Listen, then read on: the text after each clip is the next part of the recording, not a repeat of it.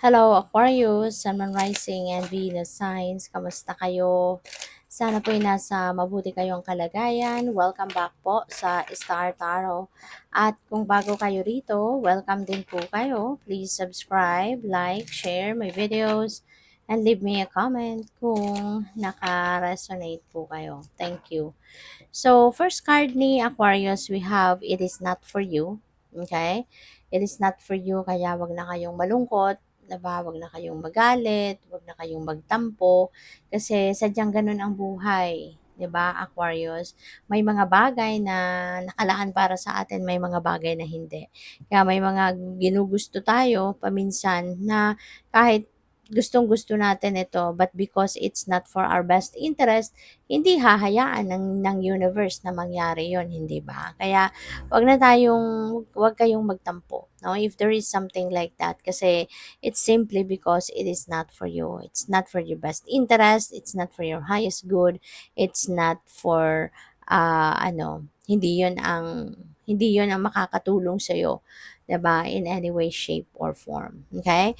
Kaya may mga dinideny, no, sa atin ang divine universe, even if yun ang gusto natin. But sometimes, God denies that, no, sa atin, kasi ayaw niya na ayaw niya na mapunta ka, no, sa isang sitwasyon na ikakasama mo lang or ikakasama ng loob mo. Ayaw niyang mapunta ka sa isang sitwasyon na mahihirapan ka lang, 'di ba? Kaya hindi talaga ibibigay sa iyo kahit yun ang gusto mo. Kasi what God wants for us is what is best for us. 'Di ba? Kaya if there is something, no, kumbaga na dininay sa iyo ng divine, ibig sabihin nun, He is preparing something better than that. He is preparing something else na mas makakabuti para sa iyo. Okay? Kaya just accept it. You know, kung may mga bagay na hindi napupunta sa iyo, may mga bagay na hindi nangyayari na ine-expect mo, huwag kang mag-alala. No? The divine is preparing something better for you. Okay? So, be careful what you wish for. Alam mo kung bakit? Because you never know kung kailan yan mangyayari. Maaaring winish mo ngayon, bukas mangyayari na. 'Di ba?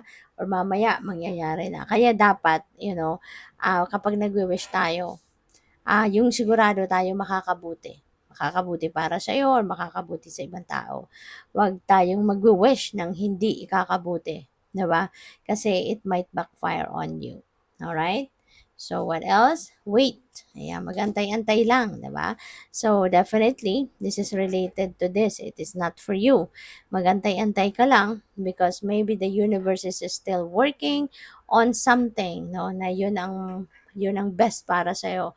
Tinatrabaho pa niya, ina-align pa niya yung mga circumstances, mga tao, resources, or anything pa na dapat naka naka align silang lahat before na ibigay sa iyo ang kung ano man yan. Okay? So, maraming salamat for subscribing. And if you haven't subscribed yet, subscribe na kayo. And also, maraming salamat din for not skipping the ads. Malaking bagay yan sa akin. And also, please click the join button sa baba ng video kung gusto ninyo na mag-join kayo sa membership. Okay? Salamat po. So, what else? We have Sandpiper Spirit. Be playful. Okay? Be playful. Kasi sometimes, kung tayo ay pagod na, sagad na yung lakas, 'di ba? Kailangan na mag-ano ka naman, kailangan na maging playful, kailangan naman na mag-spend time ka with your family, with your children, with friends, 'di ba? Na mag-unwind, yung makahinga ba? Okay? Kasi hindi naman pwede na puro lang trabaho, 'di ba? Hindi pwede na puro lang hindi pwede na puro trabaho, puro lang career, puro lang trabaho or pamilya ang iniisip. Kailangan yung sarili mo din aasikasuhin mo. Kailangan yung sarili mo talagang papakinggan mo din kung ano ang kailangan nito, yung mga personal needs ninyo, 'di ba? Katulad niyan, kailangan mo na mag-unwind, kailangan mo na mag-relax, kailangan mo din ng break, 'di ba? So give it to yourself and be playful, okay? So we have now is a lucky time. Wow, Aquarius. Ang swerte mo sa ngayon, no? Or babalutin ka ng swerte sa ngayon. Dadating yung swerte sa buhay mo sa ngayon. So napakaganda, 'di ba? I-align mo na yung sarili mo with this energy. 'Di ba? Habang ang swerte ay nasa inyong horizon, project positivity, project ka positive mindset, 'di ba? Mag-positive outlook ka, gano'n. At habang ang swerte ay nasa horizon, kung meron kang mga binabalak gawin, may mga pinaplano kang gawin, may mga planong gusto mong i-roll out, then go for it. Okay? Gawin mo na. So what else? We have believe in yourself. Okay? Magtiwala ka sa sarili mo. Okay? Never ever play small. Alright? Kasi always remember na lahat tayo, we are all given the talent, the skill, the gift, 'di ba, na magagamit natin para tayo ay magtagumpay, para makamit natin ang mga gusto nating makamit sa buhay, makuha natin kung ano yung mga gusto nating makuha sa buhay, yung gano'n. Kaya, just believe in yourself. Alright? So, what else? Tignan natin kung ano pa ang ganap.